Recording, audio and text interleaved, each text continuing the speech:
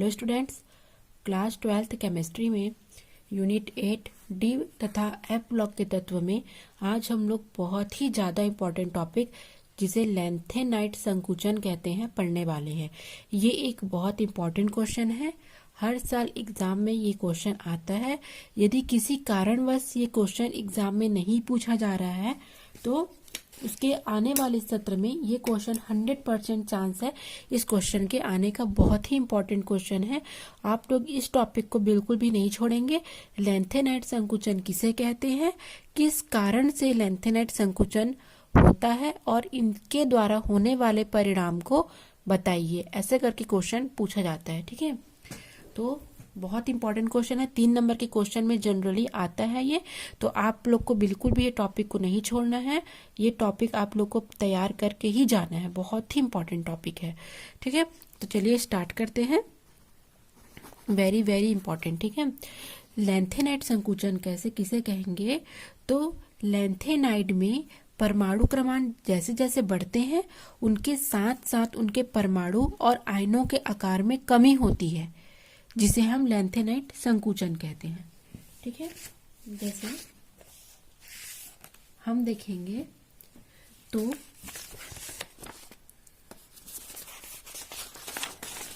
यहां पर आप लोग को समझाया जा रहा है। लैंथेनम के बाद आएगा सीरियम, सीरियम के बाद आएगा प्रेसियोडाइमियम, उसके बाद आएगा नियोडाइमियम। ठीक है, फिर आएगा प्रोमीथियम, फिर समेरियम, इस प्रकार से आएगा आपका ल्यूटेशियम। तो लैंथेनम का परमाणु क्रमांक होता है 57, 58, 59, 60, 61, 62, देन आएगा यहाँ पर 71। ठीक है, इस प्रकार परमाणु क्रमांक में क्या हो रही है, वृद्धि हो रही है। एक एक इलेक्ट्रॉन बढ़ते जा रहे हैं, तो परमाणु क्रमांक में वृद्धि होने से इनके परमाणविक त्रिज्या और इनके परमाणु आयनों के आकार में कमी आ जाएगी। इसे ही हम लैंथेनाइट संकुचन कहते हैं। ठीक है, तो लैंथेनाइट जो संकुचन होता है उसमें सीरियम से ल्यूटेशियम तक के नाभिकीय आवेश प्रति एक इकाई आवेश की वृद्धि होती है, और नाभिकीय आवेश में वृद्धि के साथ इलेक्ट्रॉन में भी वृद्धि होती है। इलेक्ट्रॉन की यह बाह्यतम जो कोश में अंतिम जो इलेक्ट्रॉन, जैसे यहाँ पर अंतिम इलेक्ट्रॉन कहा जाएगा n-2 f उपकोश में भरा जाएगा। ठीक है, अंतिम इलेक्ट्रॉन। तो एक आवेश, क्योंकि नाभिकीय आवेश अधिक होता है और एक एक इलेक्ट्रॉन में वृद्धि होने से नाभिकीय आवेश में भी वृद्धि होते रहता है। ठीक है, इसके अतिरिक्त जो इलेक्ट्रॉन है वो 4f उपकोश में प्रवेश से नाभिकीय आवेश में वृद्धि के कारण इनके बीच जो आकर्षण है और संतुलन है ये भी क्या हो जाता है, बढ़ता है, जिससे परमाणु की जो त्रिज्या होती है वो घट जाती है, और परमाणु त्रिज्या कम होने से परमाणु का आकार और उसके आयतन में भी कमी हो जाती है। तो इसे हम लैंथेनाइट संकुचन कहेंगे। यहाँ पर कारण दिया गया है, फिर से समझाया जाएगा आप लोग को। पहला है, लैंथेनाइड में आने वाले नए इलेक्ट्रॉन बाह्यतम कक्षा में न जाकर के n-2 f उपकोश में प्रवेश करते हैं। हमको पता है f उपकोश में टोटल 14 इलेक्ट्रॉन भरे जाते हैं।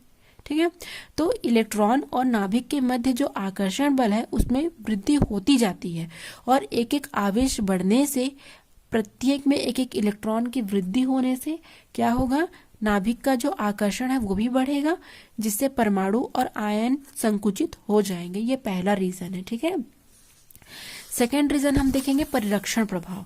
तो परिरक्षण प्रभाव किसे कहते हैं, पहले इसे पढ़ना है।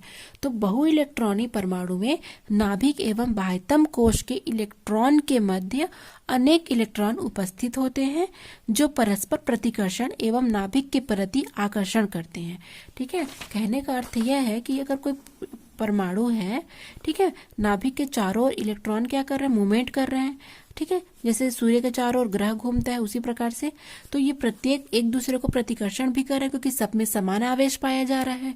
तो जब इन्हें प्रत्येक को एक दूसरे से प्रतिकर्षण कर रहे हैं तो जो क्या हो रहा है, नाभिक के प्रति जो आकर्षण है वो अंतिम कोश के इलेक्ट्रॉन तक ये पहुंचने नहीं दे रहे हैं, क्योंकि ये एक प्रकार का आवरण लिए हुए हैं। ठीक है, एक प्रकार का आवरण है, तो नाभिक का आकर्षण को ये रोकेगा, क्योंकि सारे में माइनस है तो सारा प्रतिकर्षित करेगा एक दूसरे को, तो ये एक प्रकार का आवरण बन जाता है, इसलिए इसको परिरक्षण प्रभाव या आवरण प्रभाव कहते हैं।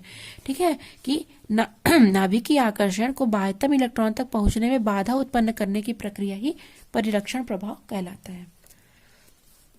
तो दूसरा यही आ जाएगा आप लोग का कि F कक्षक के इलेक्ट्रॉनों के जो बाह्यतम कोश के इलेक्ट्रॉनों पर परिरक्षण प्रभाव नहीं के बराबर होता है, क्योंकि F कक्षकों का आकार परिधि के इलेक्ट्रॉनों को परिरक्षित करने के लिए अनुकूल नहीं होता है, अतः लैंथोनाइडों के आकार में संकुचन होता है। ठीक है, यहाँ पर यह कहा जा रहा है कि जो 4F उपकोश होते हैं, ठीक है, जो 4F उपकोश होते हैं ये क्या होते हैं, बड़ा और बड़े आकार के, बृहत आकार के होते हैं, अर्थात ये फैला हुए आकार के होते हैं, जिससे F उपकोश के प्रत्येक इलेक्ट्रॉन का परिरक्षण नगण्य या कम होता है। ठीक है, 5F इलेक्ट्रॉनों से इनके इलेक्ट्रॉन में नाभिकीय आवेश क्या होता है, कम होता है। ठीक है, 4F इलेक्ट्रॉनों का नाभिकीय आवेश और परिरक्षण प्रभाव तुलनात्मक रूप से वृद्धि नहीं करते हैं, जिसके कारण क्या होता है, बाह्यतम कोश में इलेक्ट्रॉन के द्वारा अधिक नाभिकीय आकर्षण का अनुभव किया जाता है, और जिसके कारण, ठीक है, नाभिक से परमाणु के मध्य का जो आकर्षण है वो तीव्र होने से आकार कम हो जाता है और आयनों की भी त्रिज्या कम हो जाती है। तो ये मेन कारण है लैंथेनाइड संकुचन के। पहला तो आने वाला इलेक्ट्रॉन F कोश में जाता है, अलग से कोई कोश नहीं बनते हैं, और एक कोश में इलेक्ट्रॉन लगातार बढ़ते जाने के कारण क्या होगा, नाभिक का जो आकर्षण है वो भी बढ़ेगा, जिससे आकार संकुचित हो जाएंगे। और दूसरा कारण है परिरक्षण प्रभाव। ठीक है, बाकी की तुलना में 4F को कक्षक में जो परिरक्षण प्रभाव है वो कम होता है, जिससे कारण क्या होता है, जो आने वाला इलेक्ट्रॉन है उसका आकर्षण बल अधिक हो जाता है, जिससे लैंथेनाइड का आकार संकुचित हो जाता है। ठीक है, अब है इसका परिणाम देखेंगे। तो लैंथेनाइडों के गुणों में परिवर्तन, लैंथेनाइड संकुचन के कारण इनके रासायनिक गुण बहुत कम परिवर्तित होते हैं, अतः इन्हें शुद्ध अवस्था में प्राप्त करना अत्यंत कठिन होता है। क्यों? क्योंकि इनमें परिवर्तन नहीं के बराबर होता है। ठीक है, क्योंकि इनमें लैंथेनाइड संकुचन पाया जाता है, जिससे इनके रासायनिक गुणों में बहुत ही कम नहीं के बराबर परिवर्तन होता है। इस कारण इनको शुद्ध अवस्था में प्राप्त करना अत्यंत कठिन होता है। दूसरा आएगा अन्य तत्वों के गुणों पर प्रभाव। तो लैंथेनाइड संकुचन का लैंथेनाइड से पूर्व आने वाले तथा इनके बाद आने वाले तत्वों के आपेक्षिक गुणों पर बहुत महत्वपूर्ण प्रभाव पड़ता है। जैसे टाइटेनियम और जिरकोनियम को ले लेंगे तो उनके गुणों में भिन्नता होती है, जबकि जिरकोनियम और हाफनियम के गुणों में काफी समानता होती है। तो यही कहा जा रहा है कि लैंथेनाइड संकुचन से लैंथेनाइड से पहले आने वाले तत्व और इनके बाद आने वाले तत्व के जो आपेक्षिक गुणों में बहुत महत्वपूर्ण प्रभाव पड़ता है। जैसे टाइटेनियम और जिरकोनियम, इनके गुणों में भिन्नता होगी, लेकिन जिरकोनियम और हाफनियम के गुणों में समानता होगी। तो इस प्रकार से इनके गुणों में बहुत अधिक प्रभाव पड़ता है। ठीक है, तो अगर वीडियो पसंद आया होगा तो प्लीज लाइक और सब्सक्राइब कीजिए, और देखने के लिए वीडियो बहुत बहुत धन्यवाद। Thanks for watching.